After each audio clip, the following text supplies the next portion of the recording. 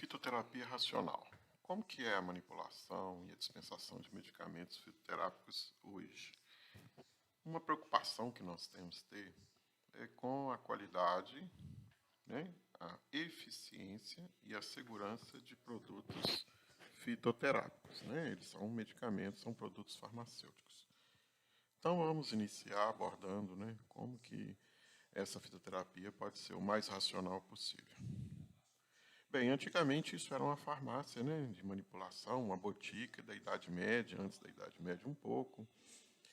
A farmácia ela foi instituída lá pelos anos de 1300, né, 1200, uns 200, 300 anos antes do Brasil ser descoberto. E ela, dessa forma aí, né, 100% dos medicamentos eram de origem natural, inclusive fitoterápicos.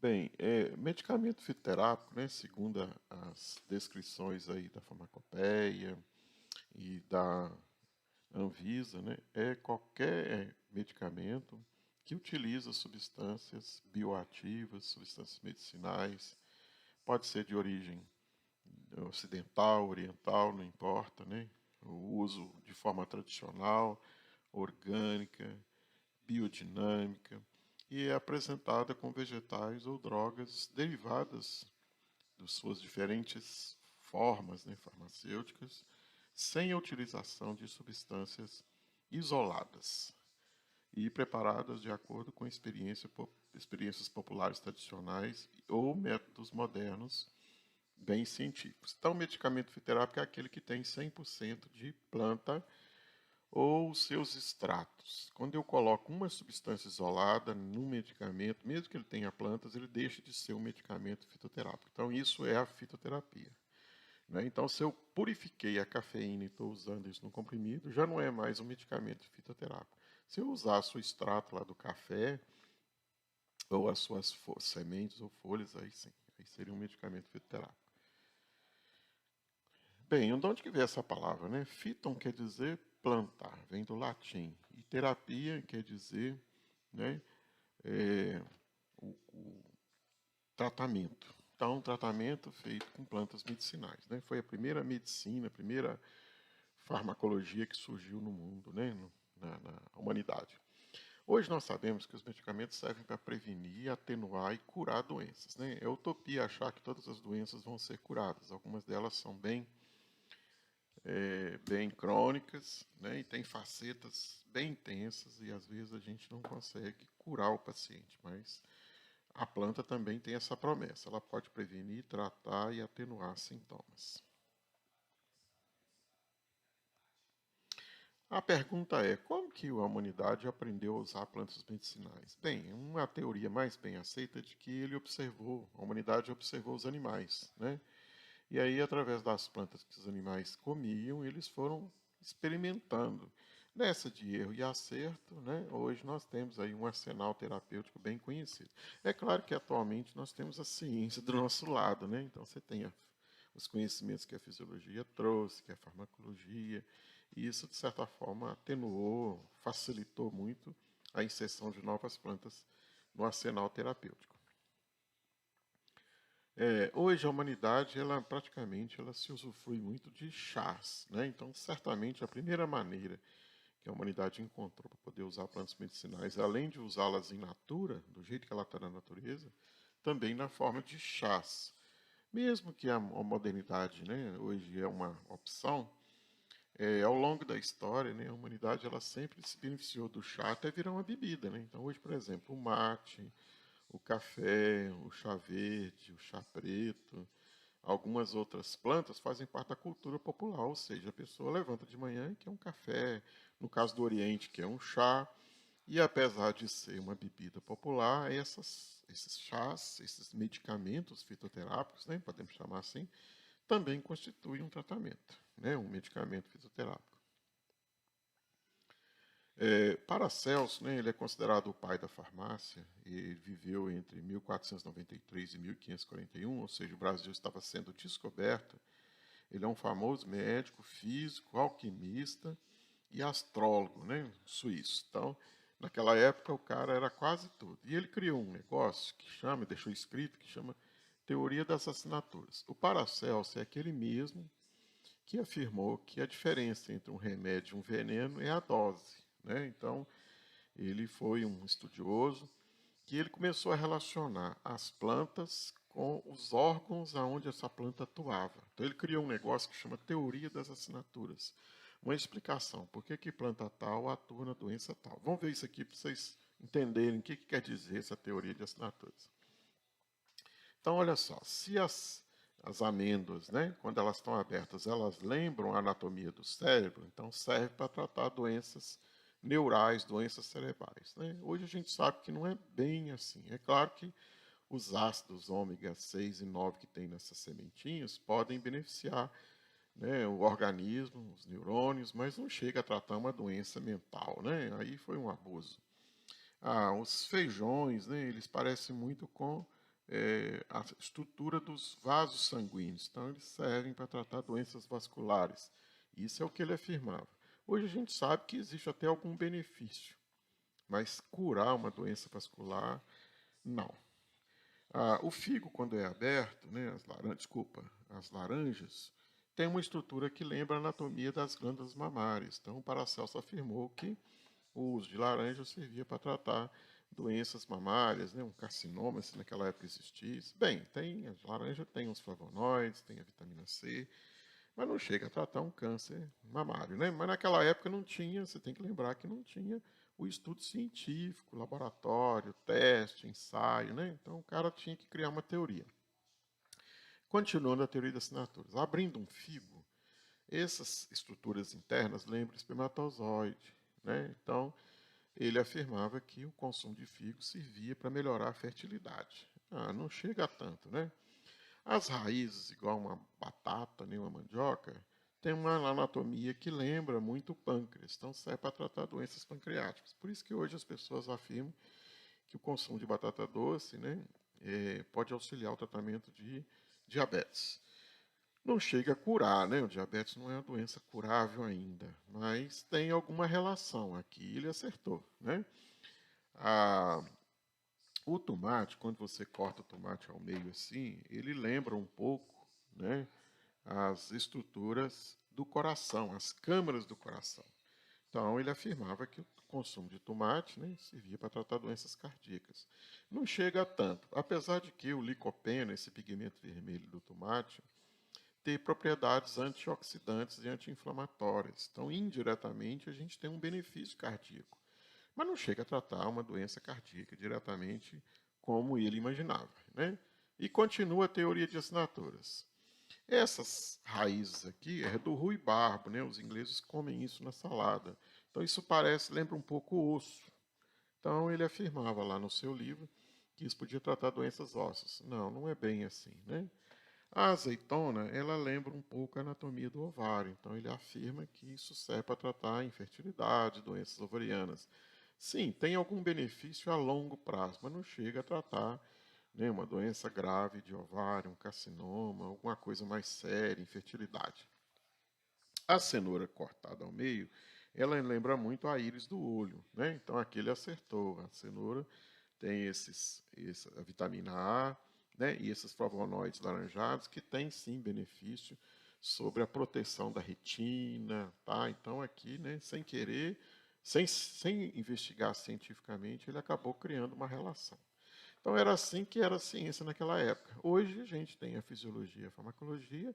Quando você acha uma planta que tem suspeita de ser anti-inflamatória, você precisa fazer um ensaio biológico para provar que isso vai acontecer. Né? Então agora a nossa ciência ela é mais experimental.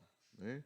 Então algumas dessas teorias aqui caíram por terra porque depois que elas foram testadas, as plantas não ofertavam tanta eficiência assim como o Paracelso afirmava. Mas na época dele nós não tínhamos outros recursos para poder fazer essa pesquisa. Aí vamos para frente, né? Como eu falei, uma preocupação muito grande que a gente tem com planta medicinal é se ela tem qualidade e se é segura, né? Porque as pessoas falam assim, usa isso para aquilo. Primeiro, funciona. Segundo, essa planta foi bem cultivada, ela não está contaminada, ela não oferta segurança, risco às pessoas, né? e a segurança, como eu já estou falando aqui. Então, lá no início do ano 2000, os produtos fitoterápicos começaram a ser mais bem regulamentados. Não é que eles não eram usados, pelo contrário. Mas a legislação começou a preocupar com isso. Qual que é a qualidade dessa planta que você está fazendo um medicamento? 2. Essa planta é segura? Ela não tem efeitos tóxicos? Não. Né? Então, a legislação veio para fiscalizar, para dar poder ao fiscal? Não, para garantir que a população está usando medicamentos eficazes, quer dizer que funcionam, de qualidade, tão bons para uso e seguros. Não provocam efeitos graves, não são tóxicos e daí por diante. Vocês lembram recentemente, acho que 2 ou 3 mulheres que morreram tomando uma cápsula de 50 ervas, né? E tinha plantas em doses tóxicas? É para evitar uma coisa desse tipo aí. Né? Às vezes a gente fica muito assustado com a vigilância sanitária, que chega fiscalizando, querendo fechar tudo. E, na verdade, né, a gente tem que entender que ela está preocupada em garantir que a população use coisas eficazes, de qualidade e seguras. Tá? Então, gente, o que aconteceu depois de 2000? Você vê, você pensa assim, não, professor, eu nasci nessa época, né? Eu nasci depois dessa época. Pois é, isso quer dizer que o Brasil estava usando plantas, mas não tinha uma regulação legal. Por quê? Por causa desse risco de eficiência, risco de qualidade, risco de segurança. Então, né, a partir dos anos 2000, foi cobrado, né, não é que não existia, foi cobrado de quem trabalhasse com plantas tivesse uma análise de controle de qualidade. Então agora eu preciso preocupar. Eu comprei uma planta? Comprei. Ela é a planta que eu penso que é? Tipo, eu comprei folhas de guaco, folhas de boldo, né? Acho que boldo todo mundo aí conhece. O guaco talvez nem todos conhecem. Mas nós vamos conhecer, né? Uma planta fantástica.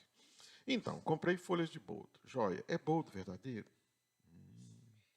Como é que isso foi plantado? Será que isso não está contaminado com. Você pensa muito em agrotóxico, né? E eu penso em outras coisas. Contaminação microbiana também. Outra, as pessoas podem usar esse medicamento de planta que eu estou dispensando? Funciona? É seguro? Então agora a gente tem que fazer essas perguntas aqui, ó.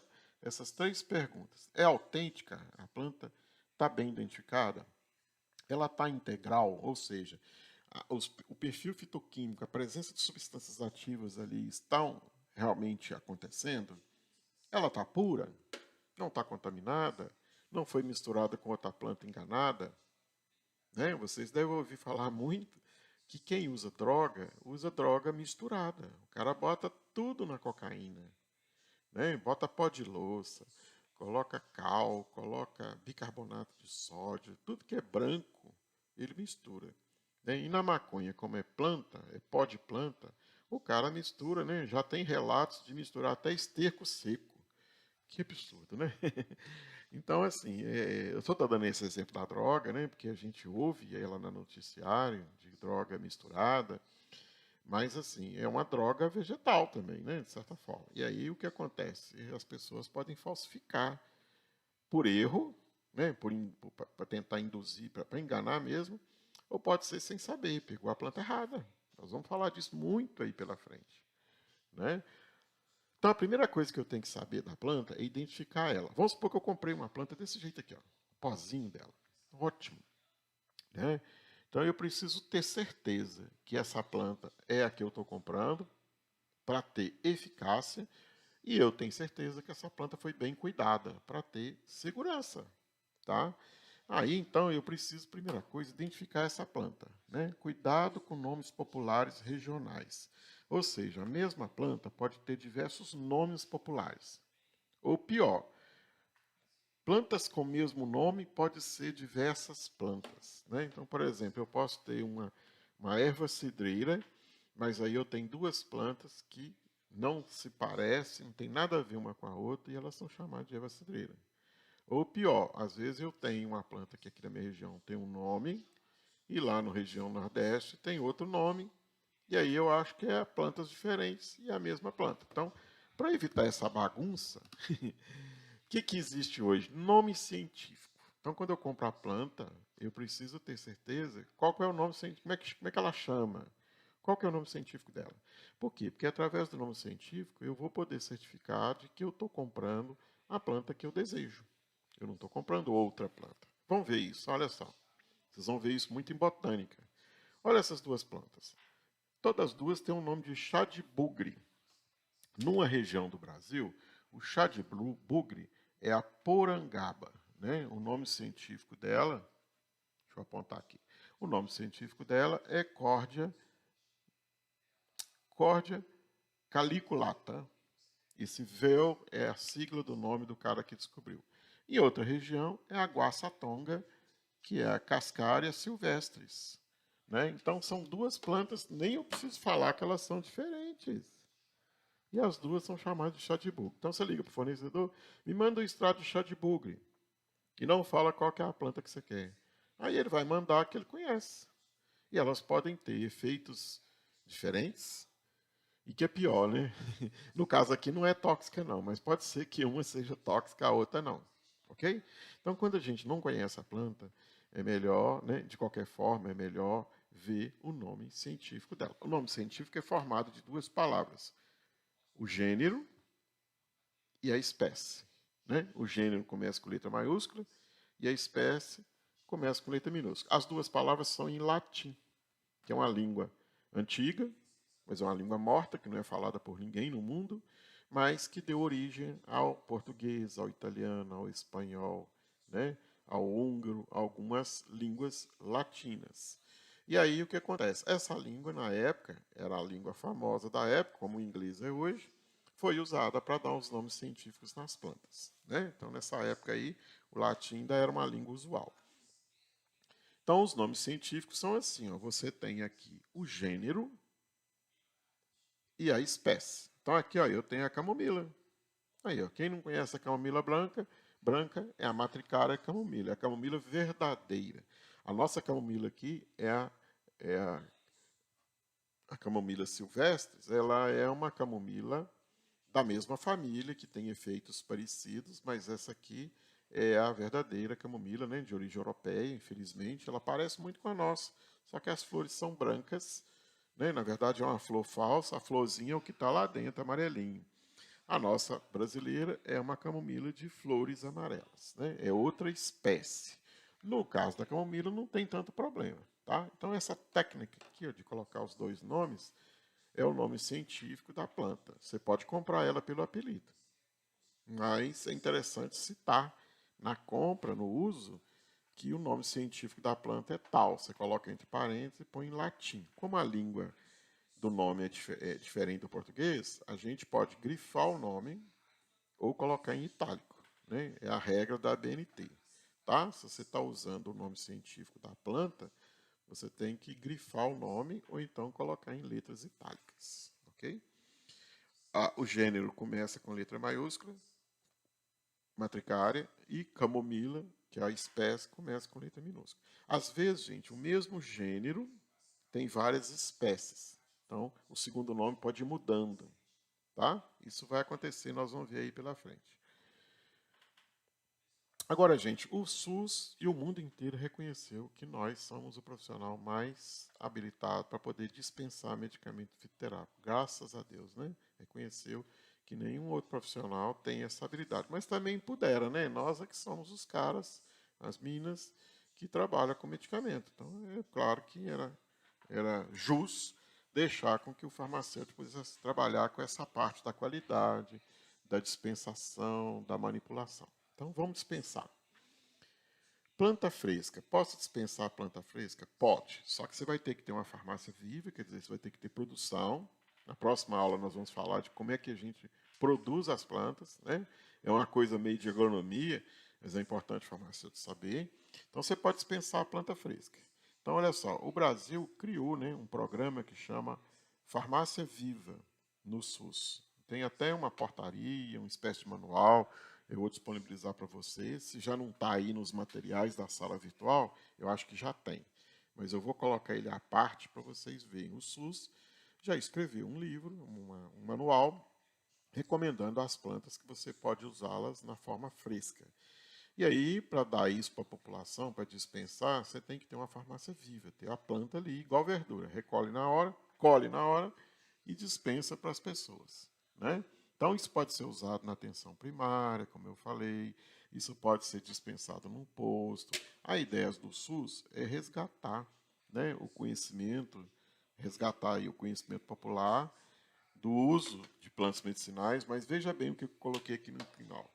Embasado em conhecimentos científicos. Ou seja, eu não posso dispensar, ai meu Deus, eu não posso dispensar uma planta que não é recomendada, não tem reconhecimento, não tem embasamento científico, não foi pesquisada, né? Ah, planta tal a baixa pressão. Tem embasamento popular?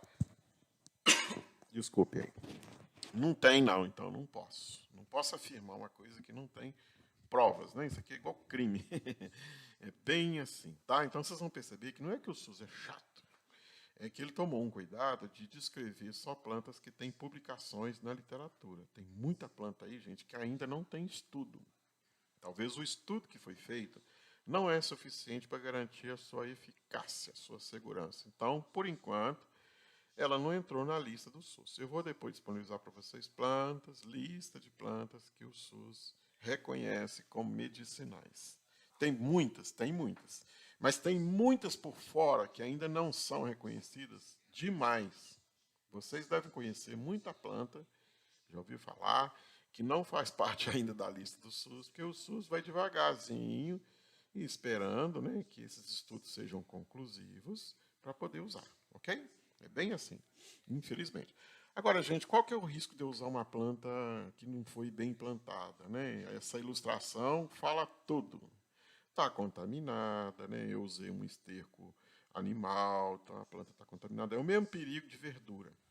A gente não toma todo um cuidado com verdura, para não estar contaminada com cisto de giardia, cisto de ameba, né? Aquilo foi adubado com esterco bovino. Hoje em dia eles põem cama de frango. O que é cama de frango? Quando eu cria frango de granja, frango quase não dorme, ele come dia e noite. E aí ele vai defecando naquela palha de arroz ou naquela serragem que eles põem dentro da granja, né? Deixa a luz acesa durante o dia e o animal come dia e noite. Engorda, que é uma beleza, né? Gente, hoje em dia, com 60 dias, com 45 dias, você tem de um pintinho a um frango de 1,5 kg, 2 quilos. É rápido isso, né?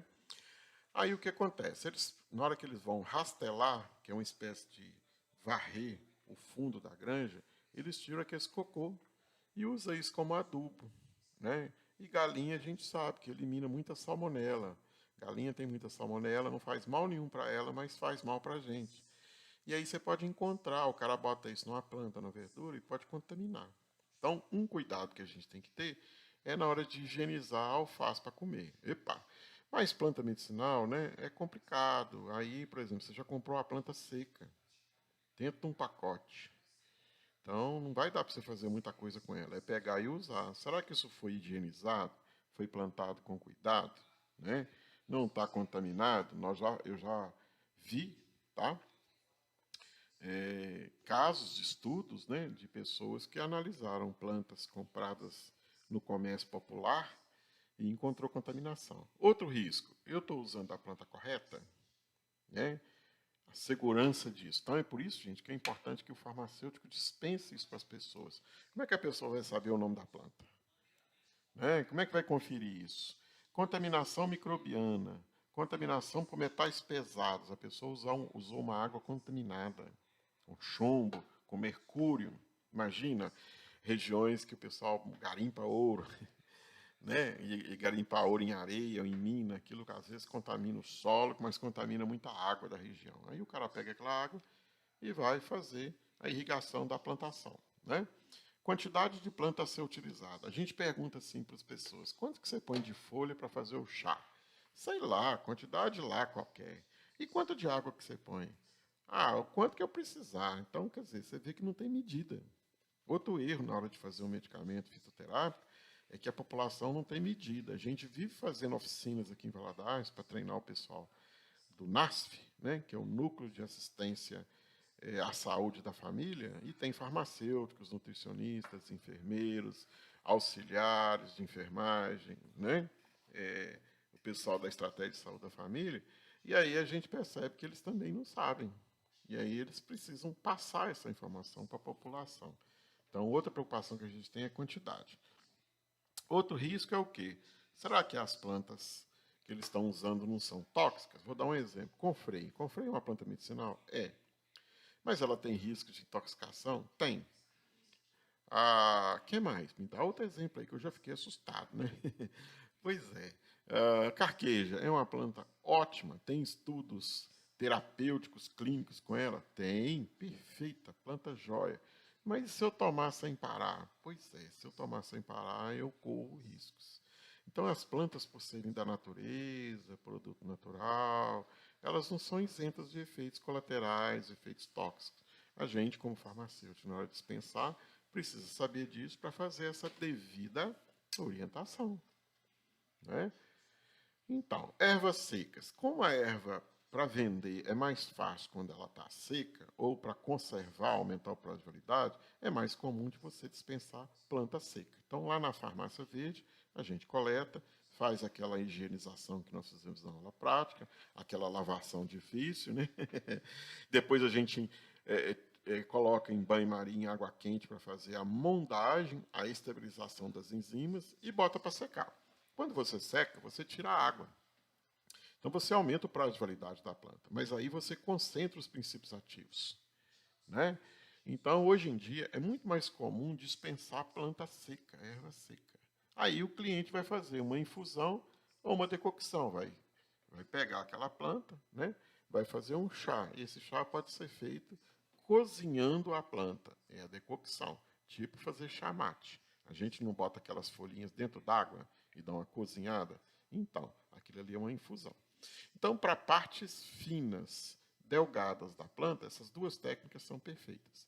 Agora, quando você tem plantas mais aromáticas, né? Você pode usar essa técnica da infusão para evitar que os aromas se percam com facilidade por evaporação. Mas se você vai fazer um chá com partes mais grosseiras da planta, são as cascas do tronco, são as sementes, né? São pedaços da raiz, está seco, mas está lá, grosso. Aí o que eu faço? Eu tento picar o máximo que eu puder, mas é interessante eu dar uma cozinhada. Então, eu estou fazendo o processo da infusão. Desculpa, da decocção. Eu vou colocar dentro da água e vou cozinhar. Quando a planta é mais aromática e são partes mais fininhas, folha, flores, mas mesmo assim está seca, eu posso fazer uma infusão, que é o quê? Eu esquento a água à parte, jogo na planta, abafo ela com o pires, com a tampinha, até esfriar, ou põe na chaleirinha, e aí depois eu vou separar a planta e vou tomar aquele caldo, né? Aquela água, aquele chá. Isso é uma infusão. É como fazer café. Você joga água pura em cima do pó, que é planta, né? Que é droga vegetal torrada, e aí você faz o café. Né? Então é um processo diferente. Por que isso foi desenvolvido assim para o café? Porque o café tem aroma. Aí quando a gente cozinha, eu posso perder um pouco desses aromas. Mas tem gente que cozinha um pó de café e joga no coador, dá mais trabalho, né? Os dois processos, no caso do café, servem, tá? Então esses dois processos aqui tem que estar bem claro para vocês, porque a população usa muito esse processo aqui, né? Tanto a decocção como a infusão. Cuidado na hora de comprar a planta seca. Primeiro, a embalagem, a legislação fala que a embalagem tem que estar íntegra. Então, a legislação não permite comprar planta seca no MOI, no molho. Usei a expressão popular. A pessoa fala assim, compra lá para mim um MOI de carqueja. Aí vem aquele monte de folha amarrada. É um molho, né? A palavra certa. É um molho de carqueja. A gente fala MOI porque nós mineiros abreviamos as palavras e mudamos elas, né? O mundo inteiro acha que a gente fala muito errado. E eu não digo que nós estamos certos, não. A gente fala mesmo muita coisa errada. Né? É o jeito popular de facilitar a linguagem. Tudo bem. Então, olha só, a legislação fala que eu preciso comprar a planta dentro de uma embalagem lacrada, para evitar falsificações e exposição ao ambiente. Segunda coisa, na embalagem tem que ter o nome científico da planta. Então, se é camomila, matricária é camomila. Tá? Se é pata de vaca, Bauhinia forficata. Cada planta tem um nominho dela. Segunda coisa, os nomes populares. Né? Os nomes dela lá populares. Às vezes elas têm 2, 3 nomes populares. Depois, parte da planta que eu estou usando. O que está escrito lá? É folha? É casca? É semente? Então tem que estar na embalagem. Depois, registro na Anvisa ou notificação. Então, assim, as plantas medicinais, mesmo sendo naturais, elas precisam estar, a empresa, né, tudo registradinho na Anvisa, quem está me fornecendo. Nome do fabricante com CNPJ e endereço, aí é para eu saber a origem, né? Nome do farmacêutico responsável técnico pelaquela produção da planta, número de lote, né? E prazo de validade. Então, isso é o mínimo que a embalagem tem que ter. Você está vendo que aqui não tem nenhuma indicação clínica. Né? A legislação, gente, não permite a gente colocar na embalagem para que a planta serve. Ah, professor, mas todas que eu vejo tem. O fabricante quer fazer as pessoas consumirem o produto. Mas a legislação só deixa colocar isso aqui na embalagem. Então, quando a gente compra plantas, a gente precisa encontrar todos esses dados. Na boa, se vocês saírem aí agora, for lá nos lugares que vende, nas lojas de ervas, vocês vão ver que tem um montão de gente que não está cumprindo isso aqui. Né? Se você quiser fazer um TCC bom e barato, bom, porque é importante fazer isso aqui, barato que eu falo que ele vai ser fácil de fazer. Olha que TCC simples. Você vai nas lojas, conversa com os donos e fala que você quer fazer uma pesquisa com as embalagens. Você é estudante de farmácia, identifica, né, leva um documento que prova que você é estudante, identifica e fala que você quer fazer um TCC desse jeito aqui. Olha aí, você vai analisar a embalagem e vai concluir, né, e vai contar lá depois para os seus colegas, para a banca, se os fornecedores de plantas medicinais estão querendo, estão cumprindo mesmo a legislação ou não. Olha que simples, que ideia boa que a gente está dentro. Talvez você não goste dessa área, né? A gente não gosta de tudo, mas é normal, né? É um estudo muito farmacêutico. Cara, nossa, fazer esse tipo de análise aqui. Bem, tintura. Tintura nós fizemos uma na aula, né? Só falta agora filtrar, separar a planta. A gente decidiu deixar mais uma semana para a tintura ficar bem concentrada. Como é que é feita a tintura? Você pega a parte da planta de interesse, meio triturada ou meio rasurada, que é uma trituração grosseira, e deixa de molho, né? A palavra correta é essa mesmo. Deixa de molho com solvente. Geralmente a tintura nós usamos álcool bem concentrado, álcool 80%, álcool 70%. Aí depois a gente coa, e aí muitos princípios ativos que a planta tem migrou para esse álcool. Aí a gente pode usar esse produto já, né? É só diluir ele em água. Então o cliente não vai tomar aquele álcool com a planta, com o extrato da planta dentro, que é a tintura. Ele vai gotejar aquilo na água para tomar diluído, para não consumir muito álcool de uma vez só. Outra coisa, a tintura pode ser usada para preparar um medicamento. Então, por exemplo, eu vou fazer um gel de arnica. Né? Vocês fizeram de camomila. Então, eu posso colocar a tintura de camomila num produto cosmético, né, num medicamento, para passar na pele. Né? A camomila ela tem propriedades anti-inflamatórias e antibióticas. Então, a gente pode usar a tintura tanto para fazer direto, já é um medicamento pronto, ele é usado na forma de gotas diluídas em água, ou posso usar para fazer um medicamento alopático ou homeopático. Né? A homeopatia usa muita tintura de planta. Lá as tinturas chamam tinturas mães. Mas hoje em dia a gente também usa muito medicamento um medicamento sólido. Então eu posso pegar a planta, moer e fazer um pó de guaraná em pó. Tem aí nas drogarias. Ou eu posso pegar esse pó e encapsular. Né? Cápsulas de maracujá, de valeriana. Ou então eu pego a planta triturada e faço um extrato. Aí depois esse extrato eu evaporo o solvente e transformo ele num extrato seco. Né? Então como é que eu faço um extrato seco? Eu faço um extrato fluido, igual foi feita a tintura, pelo processo de percolação. Né? Agora nós já vimos como é que faz percolação. Depois eu evaporo o solvente até a secura. Vou usar uma máquina de spray dry, uma máquina de fazer leite em pó para fazer o extrato seco. Aí o extrato seco ele pode ser usado para encapsular ou fazer um comprimido. Por isso que a indústria farmacêutica tem uma porção de comprimidos, né?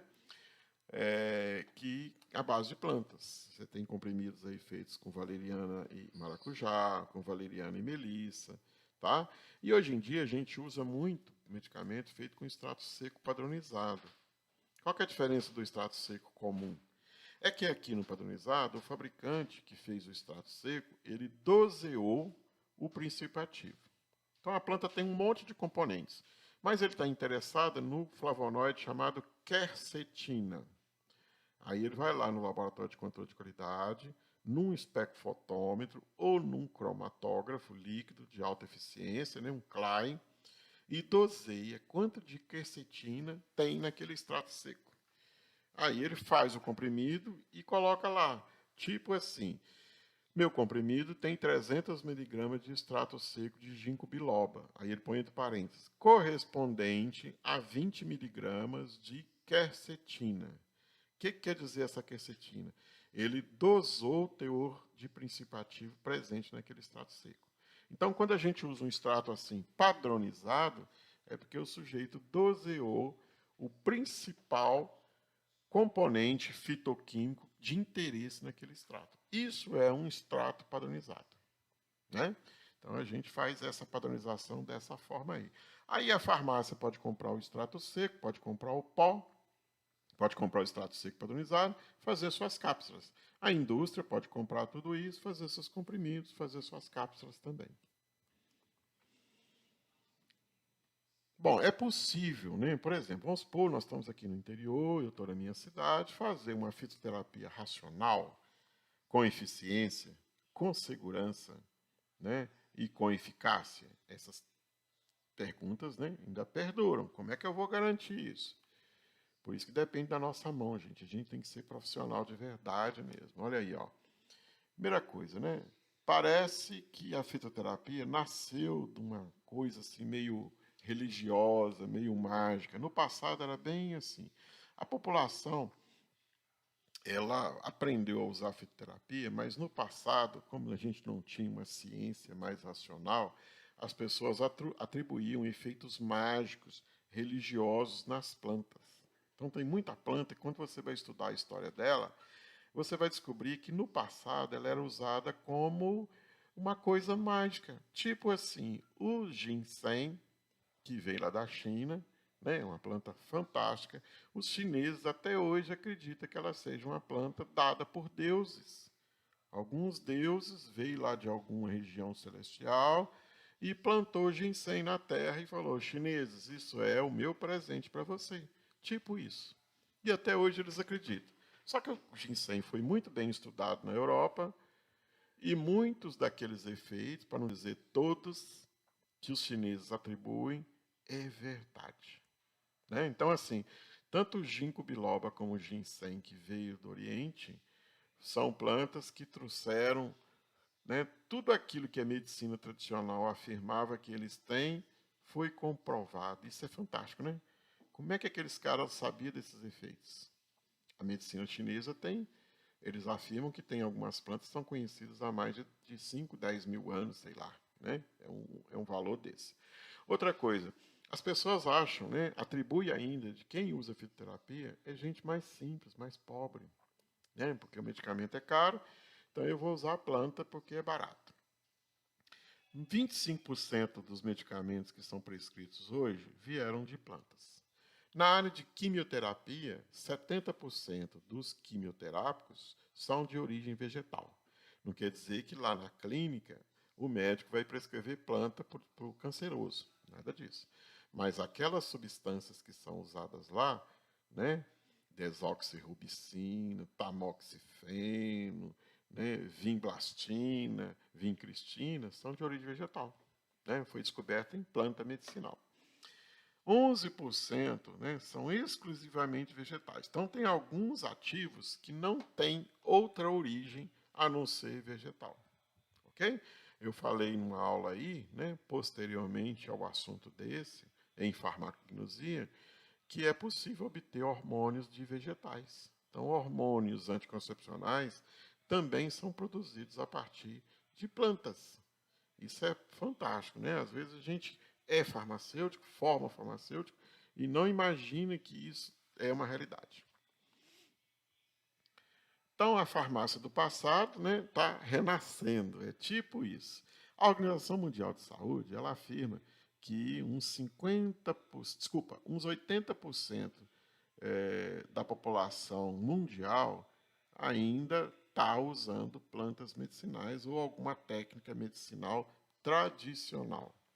Então, as duas medicinas que são milenares e que ainda estão aqui presentes é a medicina tradicional chinesa, abreviada por MTC, que é usada lá na China e é praticada no mundo inteiro, e a medicina indiana, que é chamada de medicina ayurvédica. Né? Tem um nome de origem de yoga, né? Parece que as palavras da yoga, Hare Krishna, essas palavras são de origem indiana, né? Deus lá da religião hindu. Então, a medicina indiana e a medicina tradicional chinesa, elas usam exclusivamente na sua base plantas medicinais.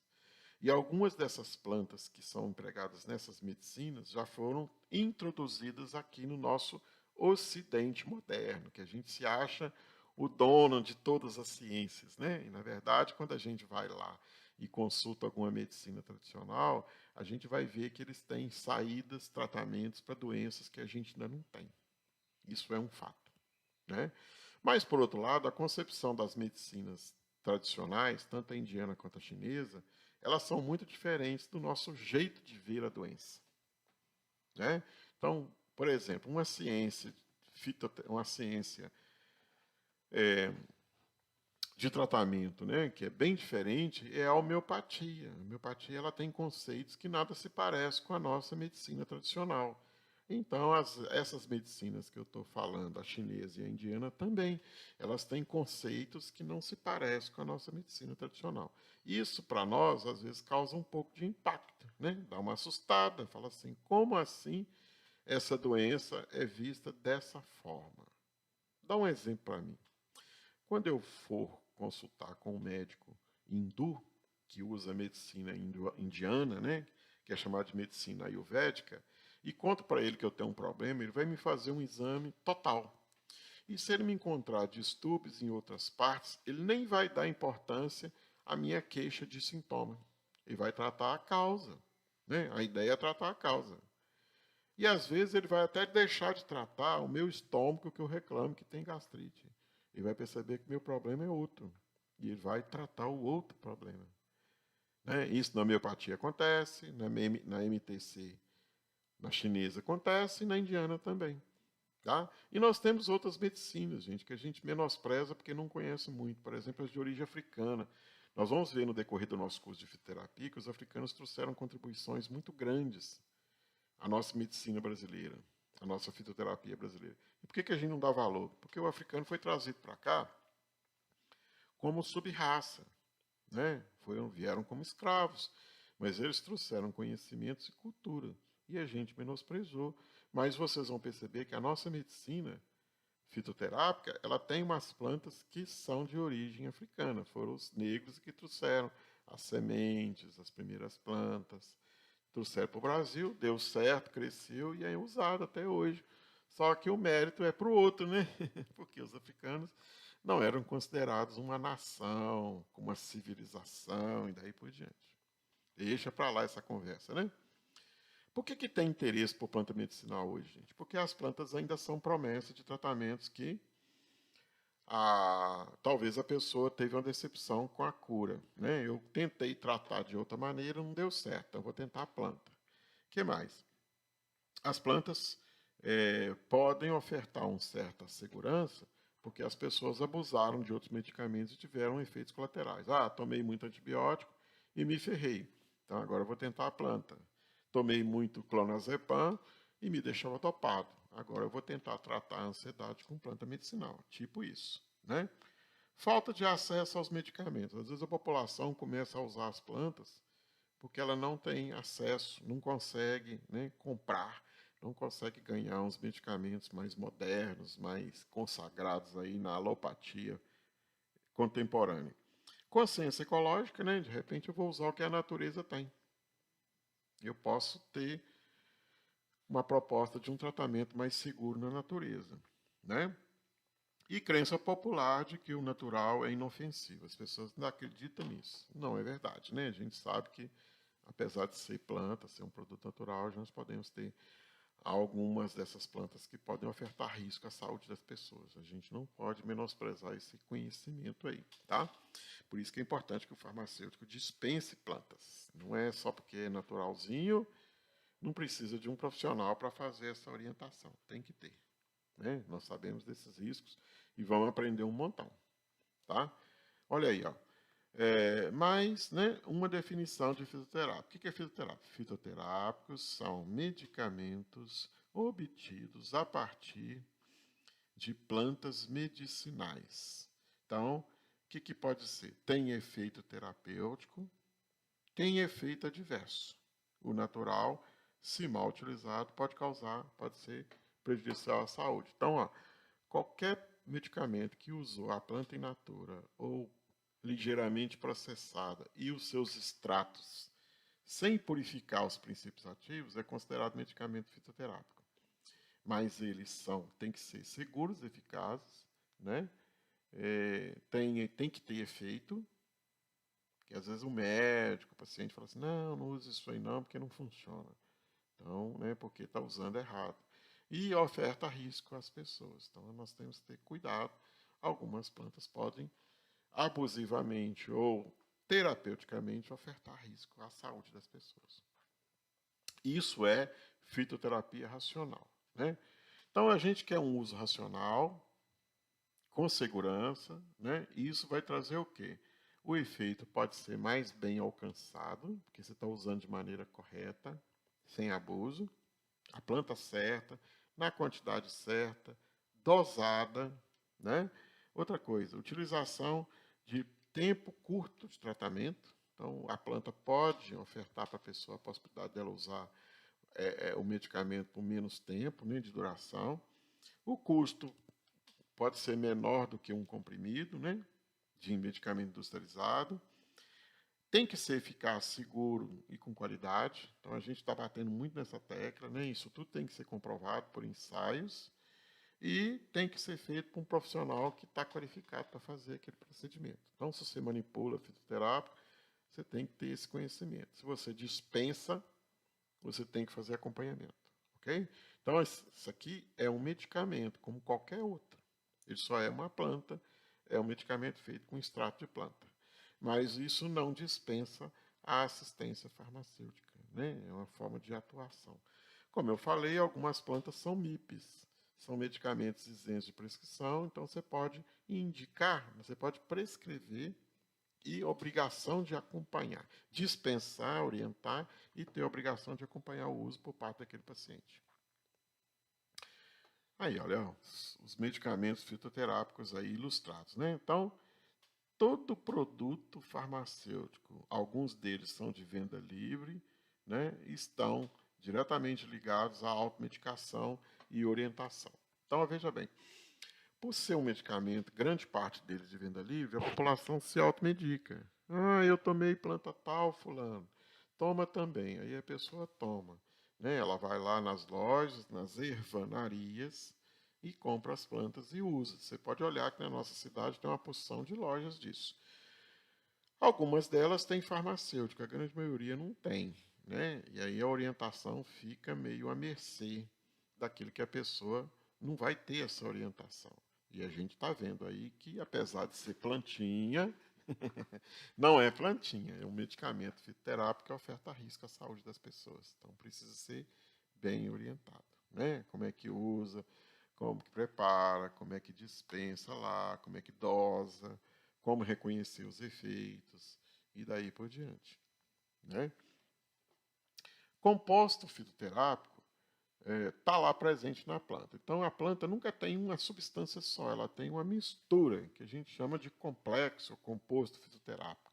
Ele está lá na planta, né? Alguns autores falam que eles podem ser menos efeitos adversos, tem mais abrangência, é mais barato, pode fazer sinergismo. Então, eu posso usar, por exemplo, duas plantas ansiolíticas, valeriana com maracujá. Tem muito medicamento feito assim, né? Então, eu posso usufruir, elas também, como qualquer medicamento, fazem sinergismos, somatizam efeitos, né? Alguns autores afirmam que os produtos, os compostos, os medicamentos fitoterápicos, eles são, né, de certa forma, mais práticos de poder ser usados, porque eu posso variar as doses, eu posso associar uma planta com a outra, né? Já tem aí no mercado uma porção de produtos que são misturas de plantas. E aí essas misturas de plantas elas podem ser usadas com mais praticidade para poder trazer benefício à saúde dos pacientes. Todas devem ser com orientação farmacêutica.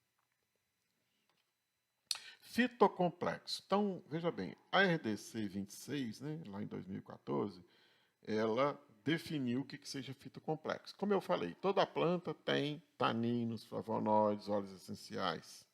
Às vezes ela tem cumarinas, alcaloides e óleos essenciais. Essa mistura é chamada de complexo fitoquímico. Às vezes o efeito terapêutico é exercido pelo complexo fitoquímico. Então a planta medicinal in natura, ela pode funcionar melhor do que se eu isolasse a substância. Claro que alguns casos não são bem assim, né? Então, eu tomar cafeína pura é mais eficaz do que consumir café. Claro, a cafeína eu isolei o ativo, né? E estudei os efeitos dele e concluí já está publicado que a cafeína é estimulante. Mas em alguns casos, algumas doenças, é melhor usar a mistura do que isolar a substância e usar ela num comprimido. Então é isso que a gente está afirmando. Então, algumas doenças, alguns sintomas, eles são exercidos quando eu uso uma mistura de substâncias que a planta tem. Eu faço um extrato, uma tintura e coloco num medicamento, né? Então, o conjunto desses compostos que a gente viu na aula anterior, ácidos orgânicos, flavonoides, alcaloides, cumarinas, saponinas, substâncias amargas, enzimas. A mistura desses grupos fitoquímicos é que é chamado de fitocomplexo ou complexo fitoterápico. E aqui, né, finalizando as nossas referências da onde nós tiramos. Se você observar bem, a gente usa muito livro de farmacognosia. Né? O livro do Alonso é o Tratado de Fitofármacos, né, com nutrição.